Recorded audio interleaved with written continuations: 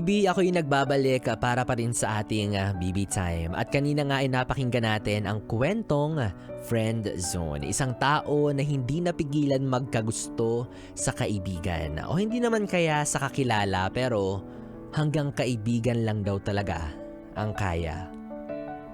Ikaw ba, BB? Ano bang mararamdaman mo kapag yung kaibigan mo ay nalaman mong nahulog na pala sa'yo? Shing, di ba?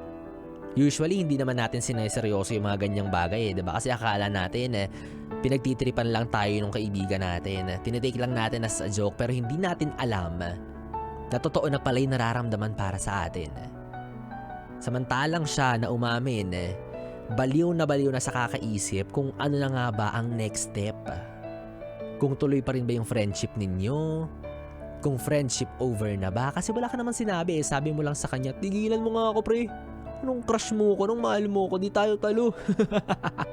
Sabay siniko sa mukha. Diba? Samantalang siya sobra nang nag-overthink kung ano bang iniisip mo. Diba? Lungkot naman nung ganun, yung mauuwi sa friendship over dahil lang sa umamin yung isa na meron siyang nararamdaman para sa'yo, di ba? Pero okay lang, Bibi, ha, kung hindi niya ma-reciprocate yung nararamdaman mo after mong umamin sa kanya, okay lang yun.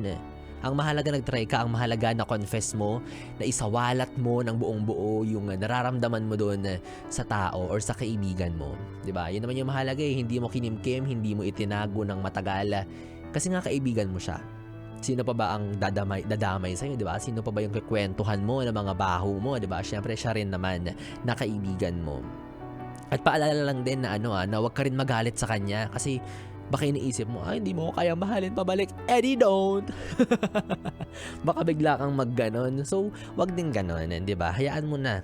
Kung hindi niya kayang i-reciprocate, kung hindi niya kayang ibalik yung kagaya ng nararamdaman mo para sa kanya, baka naman din kasi wala siyang intensyon na mahalin mo siya, di ba? Hindi naman siguro siya nagpa-fall sa'yo, di ba? Kasi kaibigan mo nga siya or magkaibigan kayo, di ba? Sadyang feeling ka lang talaga.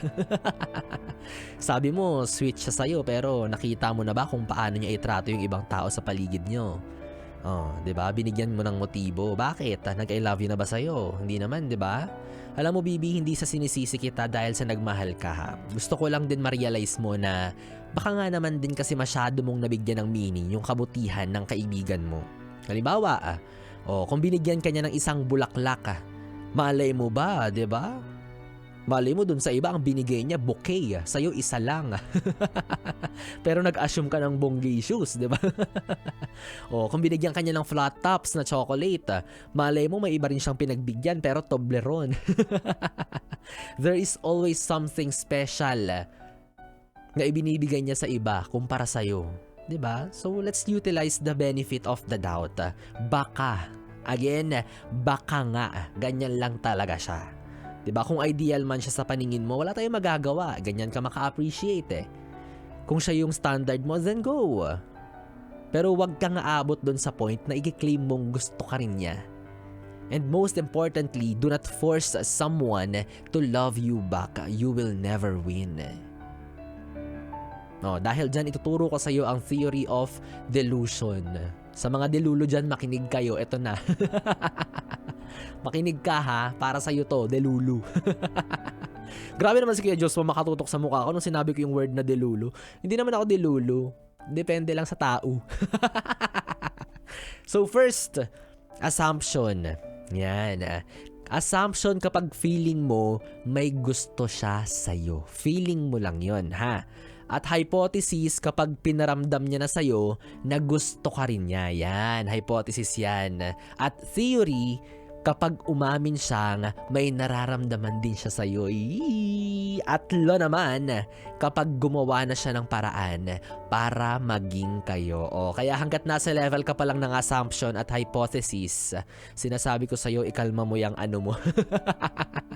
Wala kang dapat ipag-assume. Magkaibigan lang kayo. Okay?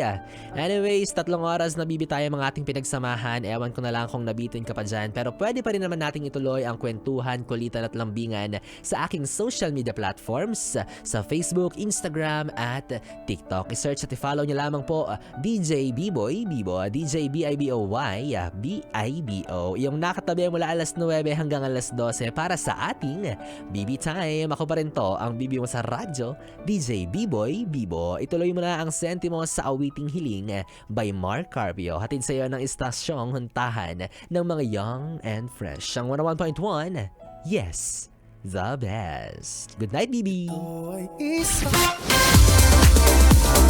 Yes, the best.